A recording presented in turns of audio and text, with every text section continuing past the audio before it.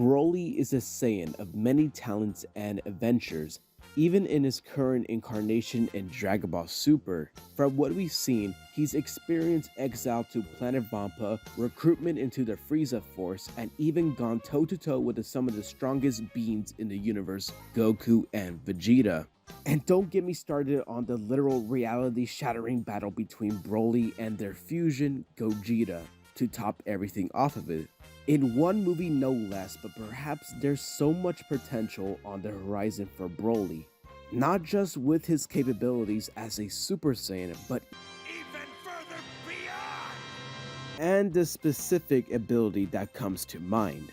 Well, for someone as driven by emotion and sheer force as Broly, it feels only natural that he is able to wield the power of Ultra Ego with relative ease. So, how about it?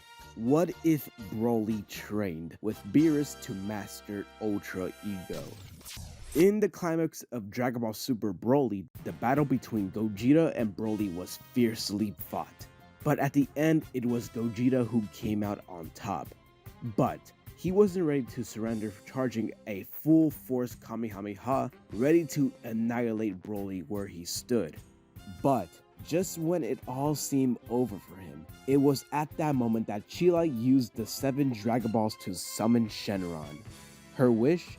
Teleport Broly back to Vampa, away from the Kamehameha, so even though Gogeta still dispelled the threat, Broly would be safe. But let's just say in this alternative scenario, Chilai's mind was disoriented from the heat of the battle, and so she wasn't as on point how she worded her wish. Instead of wishing with concrete intent to teleport Broly to planet Vampa, she was a little too general, and in her mind, she can only think of one thing: teleport Broly to the safest place possible. Shenron agrees to fulfill her wish, and Broly vanishes away to the safety just before the Kamehameha can hit him. At first, pretty much everything plays out the same as in our timeline.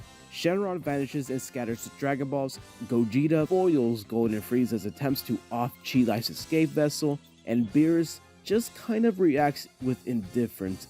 Again, with Frieza unable to wish for immortality or a few inches off his height anymore, the Earth is safe for another day. But elsewhere in the universe, things have taken a slightly different turn. 3 days later, Chilai and Lemo have made it back to safety on planet Vampa when Goku appears before them carrying a veritable mother load of supplies, plus a neat little homestead. But instead of reacting with a twinge of suspicion, the two can't even look straight at Goku. They're very upset. With not even Lemo finding a way to snap out of it, Goku asks the pair of them what's wrong, and the starving Chilai clutches her stomach in hunger, can only muster up one sorrowful sentence: "It's Broly. We can't find him anywhere." Elsewhere, Beerus had made his way back from Earth, reluctantly as he did enjoy Bola's company, but don't let anyone else hear that, to his own planet, but what greets him rocks him to his core. His ear stands up on the ends as he witnessed Broly hunched over on the ground, poking and prodding the oracle fish with a big stick. Beerus is confused and furiously beyond belief. But Whis offers some insight into the situation. He suggests that somehow Broly was brought here for his own safety by a wish brought on one of his friends, and without any of his other forms in play, he's basically harmless, just confused and afraid. Beerus demands that he get Broly off his planet immediately, but Whis still defends him. "I've seen him in battle," he tells Beerus. "I'm well aware of the potential he has, and who he could use that to their own advantage. He's a gentle soul, but a soul with enough power to rival even the likes of you." Beerus folds his arm impatiently. "What are you trying to say, Whis? Spit it out!" "I'm saying that we should help guide his powers into something more healthy. You wouldn't want someone with the power of a god of destruction running completely amok, no?" He still looked indifferent to the idea. Whis continues. "Plus, this wouldn't be the first Saiyan you let spar with you. Beerus can't help it but take in how Broly's reacting to this world. Nothing like that brutish Vegeta, no. The worst Broly's done here is ripped up the few fistal grass to cope with the stress of his situation. He rolled his eyes and gives in to Whis' suggestions. Alright, fine. I'll teach him. He growls dismissively, looking directly at Broly now. Just don't touch my fish. The Oracle fish has a sad little look on her face. She and Broly appear to be friends. And so, over the course of the coming weeks and months, Beerus teaches Broly everything he needs to know about focusing his power. Beerus' spars with him aren't actually one-sided. The sheer power that Broly contains often counterbalance Beerus' superior technique even without relying on the legendary Super Saiyan form. But progress is made, and as time goes on, the pair come to understand more what makes Broly tick. The nature of how he fights, specifically how fulfilled he is by his passion and red mist, with the potential of his stamina and strength to become limitless in higher forms, gives Beerus an idea. Broly has the perfect disposition to become a destroyer. But back in the rest of the universe, Goku had made a wholehearted promise to Chi that he'll look for Broly as far and wide as he could. He didn't get any leads, though, as the Saiyans of the past had managed to succumb Broly and his lineage from anywhere else their race touched. Plus, Planet Vegeta was super dead. He didn't even manage to get far into his search anyway, as more pressing issues made their way into the frame. The escape of the powerful wizard Moro threatens the world's integrity, roping Goku and Vegeta into the work of the heroes of the Galactic Patrol. It's during this campaign against Moro that ironically leads Goku an old quest finding new relevance. When the threat of Moro comes to a head, Goku found himself in company of Whis, who gave him some advice and encouragement for the final battle. This time, they meet again. After the Galactic Patrol celebration, Whis informing Goku about the mercy bestowed upon Beerus, among other things. Who knows? Goku finds a politics all of these higher beings to be mind-bending. Goku tells Whis of his own goals and efforts. Before Moro showed up and threatened everyone's lives, he made a promise to two ex-Frieza soldiers that he'll find their missing friend. You know who I'm talking about, right? The name Broly rings any bells? He asked him nonchalantly. Whis immediately feels a pang of shock. He can't help Goku. This has been the talk of Beerus' planet for the past few months. Actually, yes. For the fair amount of time, he's found himself training under Beerus. As Goku travels to Beerus' planet early and without Vegeta, he sees Broly in a way that's completely unrecognizable. His hair is not black or gold nor green, rather a bright magenta. Broly's become attuned to the power of Ultra Ego. Don't worry, Saiyan. He doesn't want to hurt you, Beerus assures Goku. Goku's been looking for Broly for ages, and he is so relieved to see that he's okay. Maybe a little too okay. Broly looks menacing, from the aura to the look in his eyes, but otherwise his facial expression is calm. Since you're here, though, care to spar? You could always do more than training. Beerus eggs Goku on. Goku agrees, but only to the condition that Goku gets to tell Broly about what's happening on Vampa afterwards.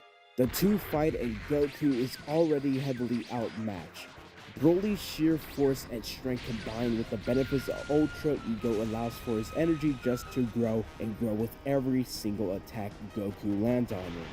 The weaker he gets, the stronger he gets at the same time. Goku can't even call upon the powers of Ultra Instinct, as Ultra Ego's Broly's overpowering aura leaves a little to room for himself to focus. It seems like Broly's about to overpower Goku and deal the final blow altogether when his fist stops in the tracks. Ultra Ego displayed as Broly looks over to the Oracle Fish. Something's happening to her. In her slumber, she spits out a string of words, something relating to the strongest warrior about to reveal itself to the universe, and its tides of the battle changing. Broly rushes towards her, asking for something more in his own Broly way, and the Oracle fish is comfortable enough in her presence to reveal something more, but only a single word: cereal. And so, it's Goku who travels to planet Syria with Broly instead of Vegeta. Thanks to this direct divine message, they're able to travel here so quickly without risk of being conned by the heaters, and upon landing on Syria, they are greeted by an onslaught of a certain alien, a bounty hunter, and the last of the Silurians, Granola.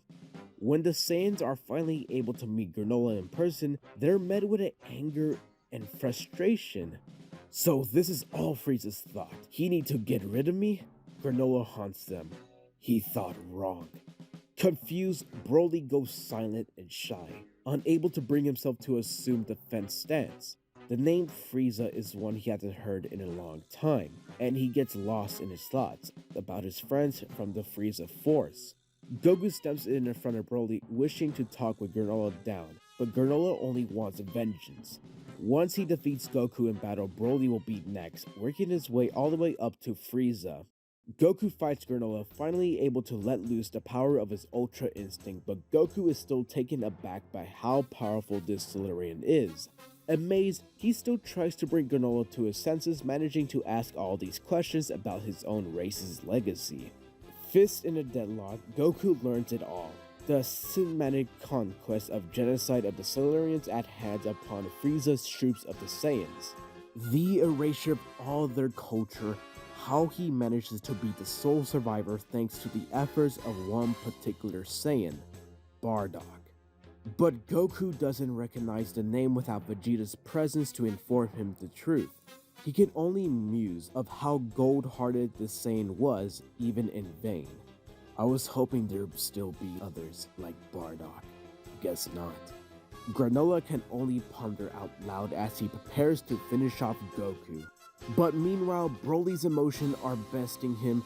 Hearing Granola uncovers the Saiyan's dark history, it's connecting to Frieza and his race. It all cuts deep. Frieza, Frieza, Frieza. He can't even go 5 seconds without hearing Frieza's name, and it saddens him. No, it angers him. A rogue ki blast separates Goku and Granola, causing the latter's finishing blows to let loose connection. Before the two of them stand by, Broly goes in Ultra Ego form. But, as he hasn't mastered it yet, he's not fully refined it, and isn't fully in control. He still stands against Granola, but now Goku as well. Stop! Broly roars. No more Frieza. No more fighting. Disappointed, Granola laments on how Frieza's men simply aren't up anyone's scratch anymore, only gloating on Broly to fly even further into power of Ultra Ego. The motivations of either side don't mean anything to him. He just needs peace and quiet, and Ultra Ego won't let him just do that. Then, he thinks that he can finally return where he came from and finally see those two people again. In his time spent with Beerus, Broly struggles to remember Chilai and Lemo's names. Divided and with few options left, a three-way battle brews between the fighters.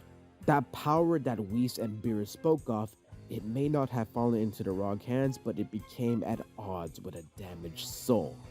So let me know your thoughts on this wacky what-if topic in the comments below. And that is all for this video. Drop a like and subscribe if you're new. I'm your host, Vro. Now I'll see you guys next time. Until then.